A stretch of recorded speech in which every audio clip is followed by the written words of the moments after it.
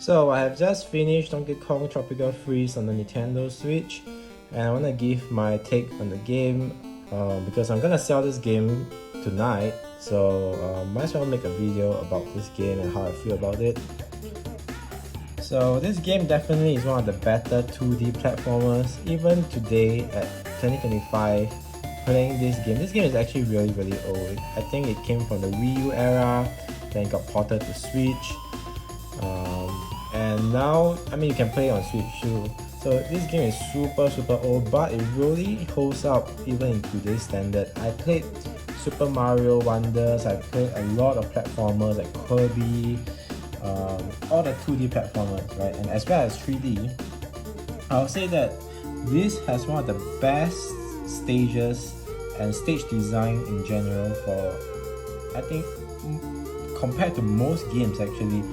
And I think it's one of the better, maybe top 3 2D platformers for sure. Like the game, the level design, the music, everything is on point, and the background scenery that supports the stage makes sense. You know, it doesn't have a scenery just for the sake of a scenery. You know, the background actually plays a part in the level.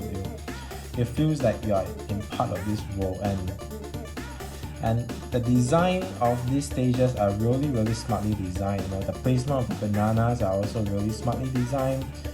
The monster placements,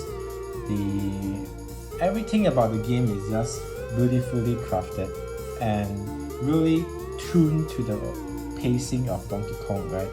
Because Donkey Kong has a very special movement, I would say, compared to other platformer games that you play. Like if you play Mario and stuff like that, Donkey Kong has a very different movement pattern, and you kind of get wrecked by his movement when you first start playing the game, but as you sort of get hang of his movement patterns and the different supporting characters, you can see here there's a supporting character of Donkey Kong. Each of these characters has special abilities, so once you get a hang of like which character does what and the movement pattern, the game becomes super smooth to play, and it's a really fun game to play.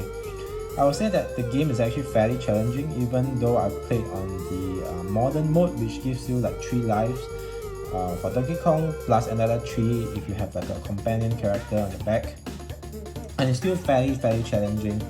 I think the checkpoints are well placed. You know, it doesn't feel like I have to go through a lot to get back to where I left off, and yeah, the checkpoints are also not too generous, so it's still fairly challenging but at the same time not too punishing, so you don't feel very frustrated. And actually when you die a lot, you know that it's your fault, you know, that your movement is not that on point or you hesitate. And I think a big part of the levels in Donkey Kong in general is that you cannot hesitate, and if you ever hesitate, the enemy cycle sort of doesn't go in your favor. It's better to, like, when you see the obstacles, just quickly go across, and most of the time you actually get across. But if you hesitate, the enemies actually, the way that the enemy cycles or the obstacle cycles, it will not be that favorable. So yeah, I would say that the music overall is fantastic. Like, it feels like I'm at Universal Studios playground, and every level has a new mechanic, and each stage actually explores the mechanic quite well. You know, at the new stage, you will get to experience a new mechanic. Then they will slowly introduce you to the mechanic on how it works. You can sort of like fumble around and see how it works.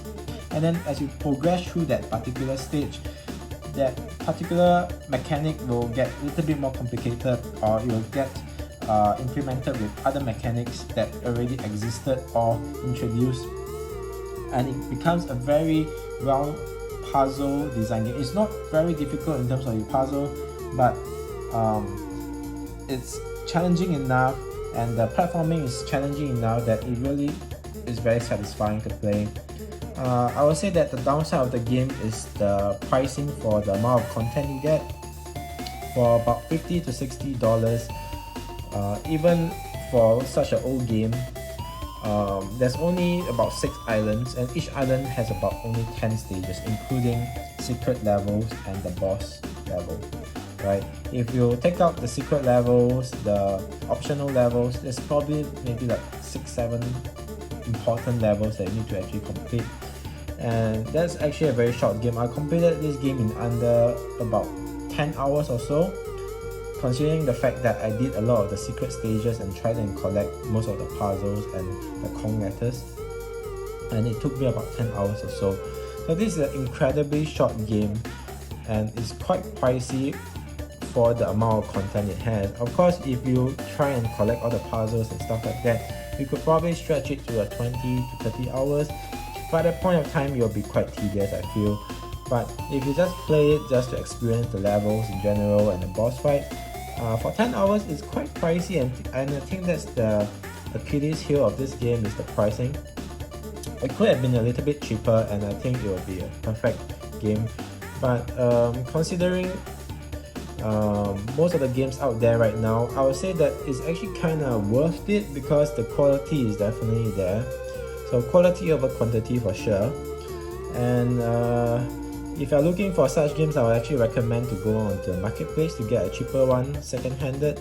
I actually got this for a fairly cheap price at because I got it from a marketplace, second-handed one, and it's in incredible condition, and I'm gonna sell it off as well. So yeah, I think this game is fantastic. You should definitely try it, but I wouldn't pay $50 or $60 for it. I think I got it for $35, and I feel that it's still quite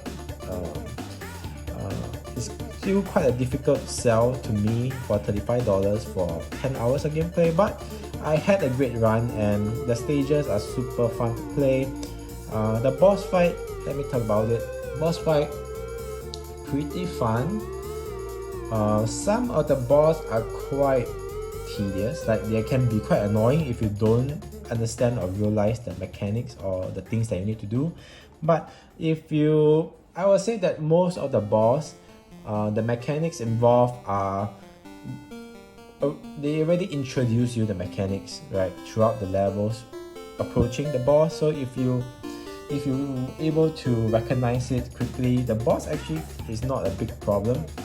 And you can also use like power-ups to make the boss fight a little bit more easier, or if you use a lot of power-ups, it can be super easy. So I think the boss are generally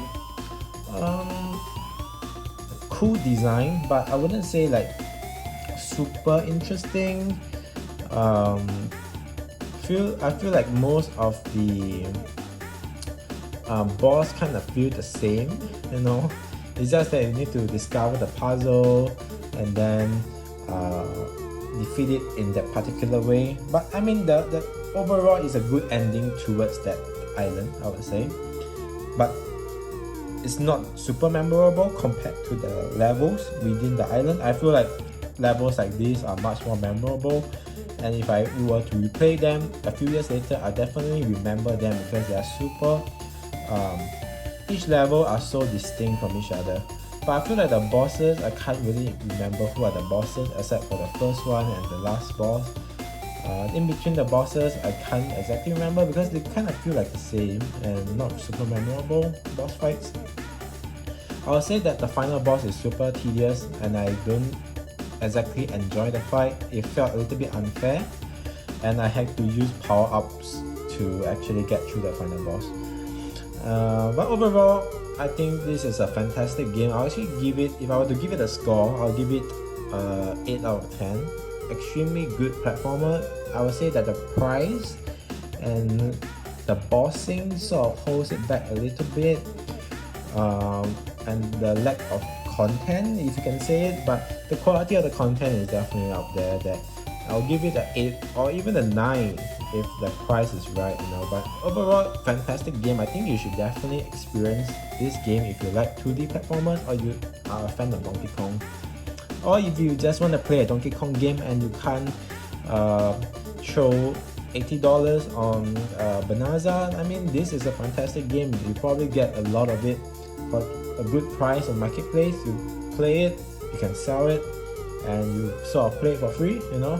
Yeah, so I hope you guys enjoy the review and subscribe if you want more content like this.